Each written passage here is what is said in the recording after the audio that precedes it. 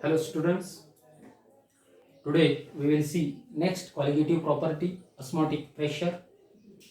In a previous video lecture, we have seen colligative property, depression in freezing point. तर आज आपण नवीन colligative property पाहूयात, osmotic pressure. To understand osmotic pressure, first we have to understand what is meant by semi-permeable membrane, what is meant by osmosis. Then we will see osmotic pressure. तर त्याच्या अगोदर आपण semi permeable membrane काय आहे ते बघूयात. Semi permeable membrane, semi permeable membrane याची definition काय? The membrane which allow to pass solvent molecules and do not allow to pass solute molecule through it is called as semi permeable membrane. अशा प्रकारचं membrane ज्यामधनं solvent molecule pass होऊ शकतात but salute molecule pass होऊ शकत नाहीत, त्याला बोलतो आपण semi permeable membrane. Okay, and that membrane have a small microscopic pores. Pores म्हणजे छोटे छोटे छिद्र. त्या मेम्ब्रेनवरती काय असतं? मायक्रोस्कोपिक पोर्स असतात. त्यामुळं त्याच्यामधनं काय होतं? सॉल्वंट मॉलिक्यूल पास होतात. Sorry, and do not pass the solute molecules. Solute molecule pass होत नाही. Because solute molecules are bigger as compared to solvent molecules. Okay, मग हे मेम्ब्रेन नेचरमध्ये पण फाइंड आउट होतात आणि आपण लॅबोरेटरीमध्ये पण तयार करू शकतो. नेचरमध्ये सेमी परमिएबल मेम्ब्रेन कोणते आहेत? Urinary bladder is a semi permeable membrane. Pig bladder semi permeable membrane. Okay, cell membrane is also semi permeable membrane. Cellulose is a semi permeable membrane. नेचरमध्ये फाइंड आउट होतात आणि we can prepare semi permeable membrane in laboratory. त्याला बोलतो आपण synthetic semi permeable membrane. आणि त्याचे एक दोन एक्झाम्पल कोणते आहेत? Cellophane is a synthetic semi permeable membrane. Copper ferrocyanide is a synthetic semi permeable membrane. Okay, synthetic semi permeable membrane. Okay, आलं सेमी परमिएबल मेम्ब्रेनच्या बाबतीत सगळं क्लिअर झालं तुम्हाला. आणि ह्याला असं SPM असं एक शॉर्ट फॉर्म आहे त्याचं आणि long form semi permeable membrane. त्यानंतर आपण बघूया osmosis. Next point, osmosis.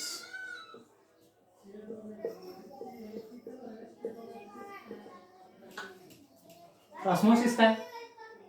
That is the spontaneous and unidirectional flow of solvent molecule through a semi-permeable membrane from lower concentration to higher concentration of solution is called as osmosis. Osmosis definition सांगितलं. Osmosis काय? It is the flow of solvent molecule through a semi-permeable membrane from lower concentration of solution to higher concentration. Okay, spontaneous flow होतो semi-permeable membrane मधनं कुणीकडून? Lower concentration of solution to higher concentration. जर सोल्युशनचं concentration पकडलं तर lower concentration to higher concentration, आणि जर सॉल्व्हंटचं कॉन्सन्ट्रेशन पकडलं तर higher concentration to lower concentration. म्हणजे जर बायोलॉजीमध्ये तुम्हाला डेफिनेशन आहे, osmosis is the spontaneous and unidirectional flow of solvent molecule through a semi permeable membrane from higher concentration to lower concentration. म्हणजे तेव्हा काय? Concentration of solvent. जेव्हा सॉल्व्हंटचं कॉन्सन्ट्रेशन जास्त असेल त्यावेळेस सोल्युशनचं कॉन्सन्ट्रेशन काय होईल? कमी होईल. बरोबर आहे. आणि जर सोल्युशनचं कॉन्सन्ट्रेशन पकडलं तर डेफिनेशन काय होईल? Osmosis is the spontaneous and unidirectional flow of solvent molecule through a semi permeable membrane from lower concentration to higher concentration. आता डेली लाईफमध्ये बरेचसे ऑस्मोसिसचे एक्झाम्पल आहेत. Okay, due to osmosis water flows from root of the tree to leaf. Due to osmosis mangoes in pickles thrive होतात, कारण जे mangoes पिकल मध्ये हे केले जातात ते सॉल्टेड असतात. त्यामुळं स्पॉन्टेनियस फ्लो होतं वॉटर मॉलिक्युल्सचा. कशामधनं? मँगो मधनं बाहेर, कारण बाहेर कॉन्सन्ट्रेशन जास्त असतं कारण सॉल्टी असतं ते. ओके, त्यामुळे ते मँगोज काय होतात? श्रिंक होतात. त्यालाच आपण स्ट्राईव म्हणतो. Due to osmosis, fishes when salted that shrinks समजा फिशला सॉल्ट लावून ठेवलं ते फिश श्रिंक होतं का, कारण बाहेर सॉल्ट लावल्यामुळे बाहेरचं कॉन्सन्ट्रेशन वाढतं आणि आतलं कॉन्सन्ट्रेशन कमी असतं, त्यामुळे water flows from inside to outside body and that is nothing but the membrane.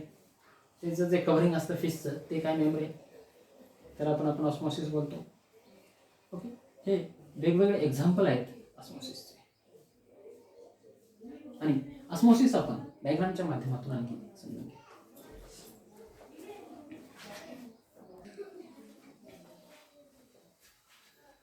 बघा डायग्राम, याच्यामध्ये या कंपार्टमेंटमध्ये सॉल्व्हंट आहे पुट केलं आपण, या कंपार्टमेंटमध्ये सोल्युशन पुट केलंय आणि this is your semi permeable membrane. हे आहे सेमी परमिएबल मेम्ब्रेन. मग सॉल्व्हंट मॉलिक्युल्स कुठल्या साईडला पास होतील, फ्रॉम सॉल्व्हंट टू सोल्युशन. कारण सोल्युशनमध्ये सॉल्व्हंटचं कॉन्सन्ट्रेशन कमी आहे, सोल्यूट पण आहे, आणि इथं फक्त प्युअर सॉल्व्हंट असल्यामुळे 100% सॉल्व्हंटचं कॉन्सन्ट्रेशन आहे, म्हणजे सोल्युशन नाहीच आहे. ओके, आणि जर सोल्युशन असेल तर त्याच्यामध्ये सॉल्व्हंट मॉलिक्यूल कुणीकडे पास होतील, lower concentration of solution to higher concentration of solution. Okay, सोल्युशनचं. आणि जर सॉल्व्हंटचं कॉन्सन्ट्रेशन पकडलं तर higher concentration of solvent to lower concentration of solvent. Okay, ठीक आहे, डोंट कन्फ्यूज. सोल्युशनचं एक लक्षात ठेवा आपल्याला केमिस्ट्रीमध्ये. ओके, तर बघा इथे काय होईल, there will be spontaneous flow from solvent molecule to solvent molecules from solvent to solution. And here see in this diagram, this is the semi permeable membrane. In this compartment there is the solution of lower concentration, in this compartment there is the solution of higher concentration. Then from which side solvent molecule passes through semi permeable membrane from lower concentration to higher concentration. The spontaneous flow of solvent molecule through a semi-permeable membrane from lower concentration of solution to higher concentration of solution is called as osmosis. त्याला बोलतो आपण osmosis. आलं लक्षात. आणि एका compartment मध्ये फक्त solvent आहे आणि दुसऱ्या कंपार्टमेंट मध्ये सोल्युशन आहे आणि त्या दोघांच्या मध्ये सेमी परमिएबल मेम्ब्रेन असेल तर solvent molecule will pass from solvent side to the solution side through semi permeable. Okay, total osmosis तुमच्या लक्षात आला असेल. Then we will see osmotic pressure. तर आता ऑस्मोटिक प्रेशर दुसरं तिसरं काहीच नाही. बघा आणखी तेच डायग्राम मी थोडंसं ठेवतोय. ऑस्मोटिक प्रेशर इथं आपण थोडं समजून घेऊयात आणि तिकडे पण समजून घेऊयात. ऑस्मोटिक प्रेशर काय, हे सेमी परमिएबल मेम्ब्रेन आहे. याच्यामध्ये या साईडला सोल्युशन ऑफ लोअर कॉन्सन्ट्रेशन आहे, या साईडला आपलं सोल्युशन ऑफ हायर कॉन्सन्ट्रेशन आहे. मग spontaneous flow of solvent molecule कुणीकडून साईडला होईल, from this side to this side. Okay, osmosis होईल. तर या साईडनं प्रेशर एक्झर्ट करायचंय की हे net flow of solvent molecule through semi permeable membrane stop होईल. त्या प्रेशरला आपण बोलतो osmotic pressure. Excess pressure exerted from solution side which can stop net flow of solvent molecule through semi permeable membrane. त्या सोल्युशनच्या साइडनं एवढं प्रेशर की जे फ्लो स्टॉप करू शकेल सॉल्व्हंट मॉलिक्यूलचा, म्हणजे जे ऑस्मोसिस होतंय ते स्टॉप करू शकेल एवढं प्रेशर म्हणजे ऑस्मोटिक प्रेशर. ओके, आपण डायग्रामच्या साहाय्याने ते पण आपण करूयात. डेफिनेशन एकदा ऐका. The excess pressure applied from solution side which can stop the net flow of solvent molecule through semi permeable membrane is called as osmotic pressure. त्याला बोलतो आपण osmotic pressure.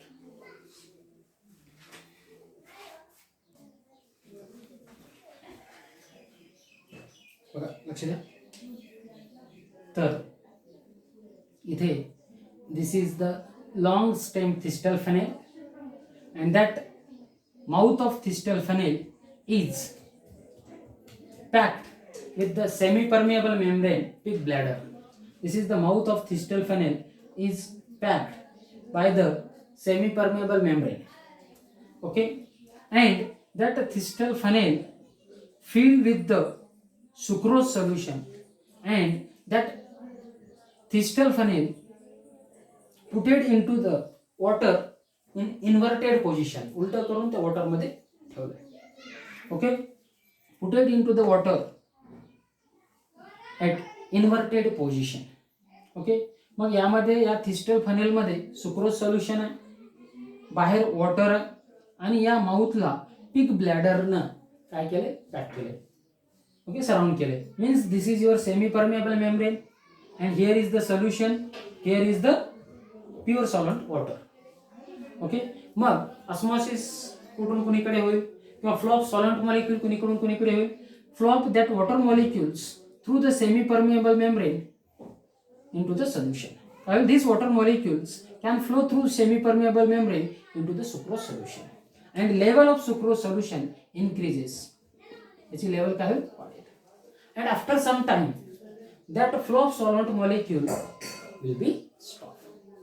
काय होईल, थोड्या वेळानं the flow of solvent molecule stop होईल, because when level of a solution increases, and that create a hydrostatic pressure. That create a hydrostatic pressure, and that pressure stop the net flow of solvent molecule through a semi-permeable membrane, and that pressure is nothing but that pressure from solution side is nothing but the osmotic pressure. Okay, त्यालाच काय म्हणतो आपण, osmotic pressure.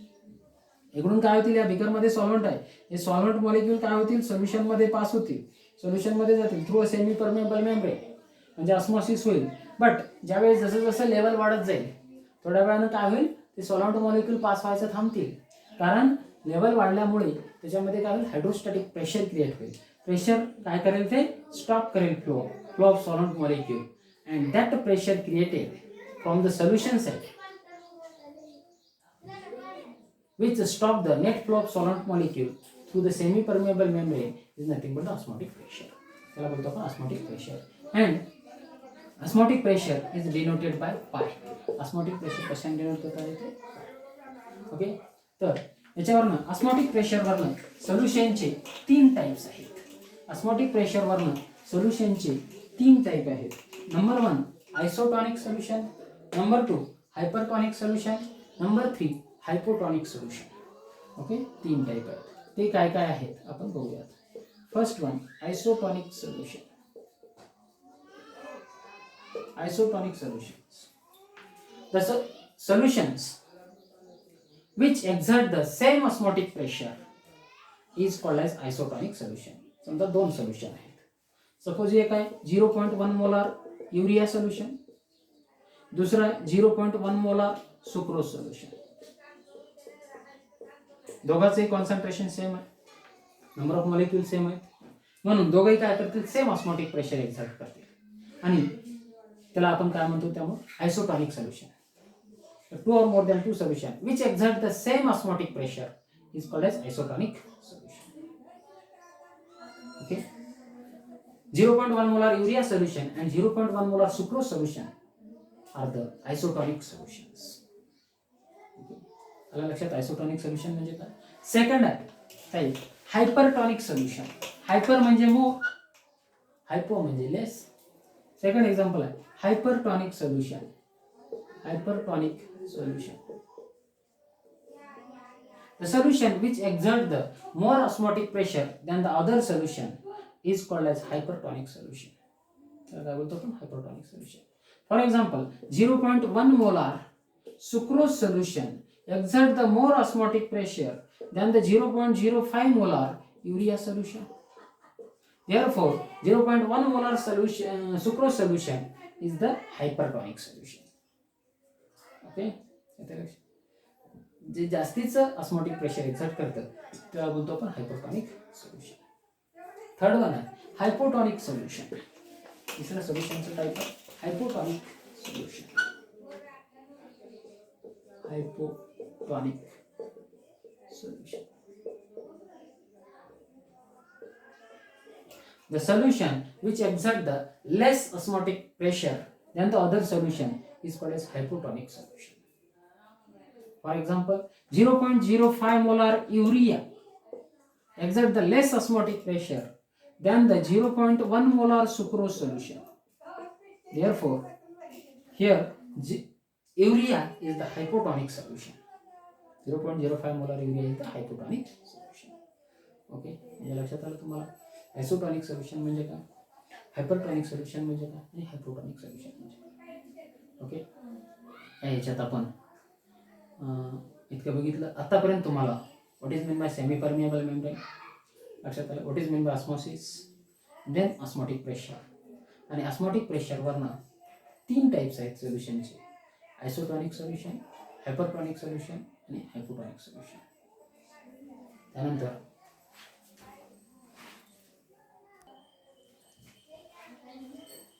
Okay, त्यानंतर next part आपण next लेक्चरमध्ये बघू.